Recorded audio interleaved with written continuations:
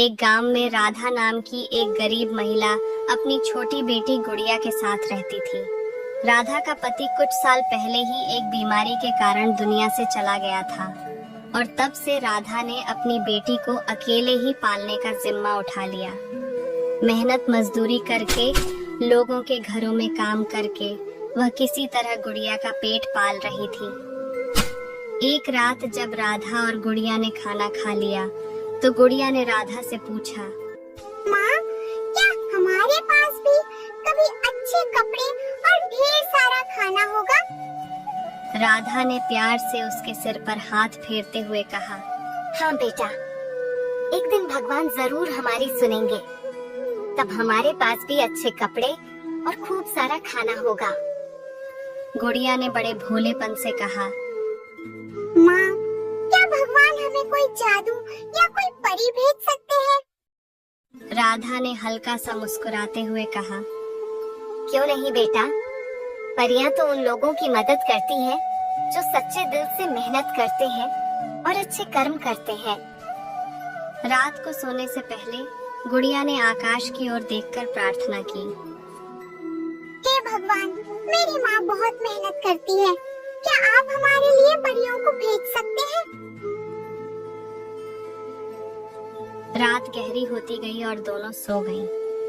लेकिन अचानक आधी रात के वक्त गुड़िया की आंख खुली और उसने खिड़की के बाहर एक अजीब सी रोशनी देखी। वह धीरे से उठकर बाहर गई और देखा कि वहां पर 3 परियां खड़ी थीं, जिनके पंख चांदी की तरह चमक रहे थे।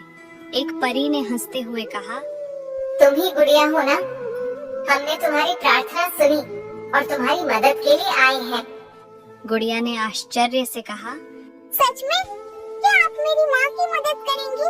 पहली परी बोली, हम तुम्हारे घर को खुशियों से भर सकते हैं, लेकिन हमें देखना होगा कि तुम्हारी माँ सच्चे दिल से मेहनत करती है या नहीं। गुड़िया ने उत्सुकता से कहा, मेरी माँ बहुत मेहनत करती है, वो हमारे लिए दिन रात मेहनत करती है, प्लीज उनकी मदद कीजिए। तभी दूसरी परी बोली, हमें तुम्हारी बातों पर यकीन है, लेकिन हमें तुम्हारी माँ की परीक्षा लेनी होगी। अगर वह सच्ची मेहनत करती है और उनके दिल में कोई लालच नहीं है, तो हम उन्हें आशीर्वाद देंगे। गुड़िया ने सहमति में सिर हिलाया और अंदर चली गई। अगले दिन सुबह राधा जब उठी तो उसे अपने दरवाजे पर गेहूं और चावल से भरी हुई 2 बोरियां पड़ी मिली।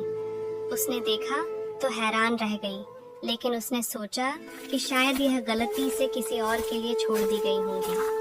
राधा ने पास के गांव में जाकर उन बोरियों के बारे में पूछताछ की, लेकिन किसी ने इसे अपना नहीं बताया। शाम को थकी हारी राधा घर लौटी तो उसे फिर से एक छोटी सी थैली में सोने के सिक्के मिले।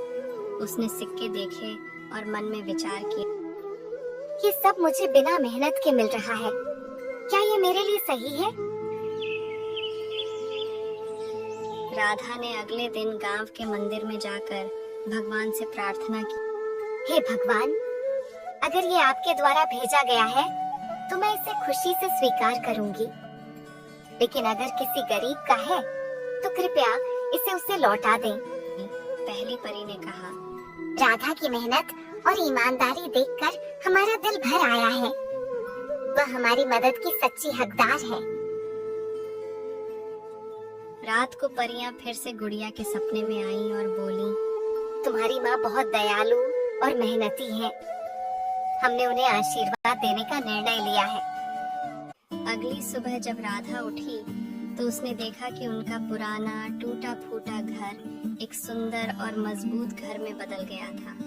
घर में खाने पीने की सारी चीजें थीं और एक सुंदर बाग भी था जिसमें फूल खिल रहे थे।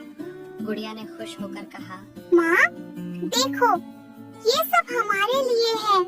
परियां सच में हमें आशीर्वाद देने आई थी। राधा की आंखों में खुशी के आंसू आ गए। उसने गुड़िया को गले लगाते हुए कहा, बेटा, ये सब तुम्हारे प्यार और भगवान की कृपा का नतीजा है। अब हम अच्छे से रहेंगे, लेकिन हमें कभी अपने अच्छे काम और सच्चाई का रास्ता नहीं छोड़ना चाहिए। तभी आकाश से एक आवाज आई, राधा, तुमने अपनी ईमानदारी और मेहनत से हमारा दिल जीत लिया। ये सब तुम्हारे अच्छे कर्मों का फल है। अब तुम्हें कभी किसी चीज की कमी नहीं होगी। राधा और गुड़िया ने परियों का धन्यवाद किया और अपने नए जीवन की शुरुआत की। राधा ने उस दिन से हर किसी की मदद करने का संकल्प लिया ताकि दूसरों की भी तकलीफें कम हो सके।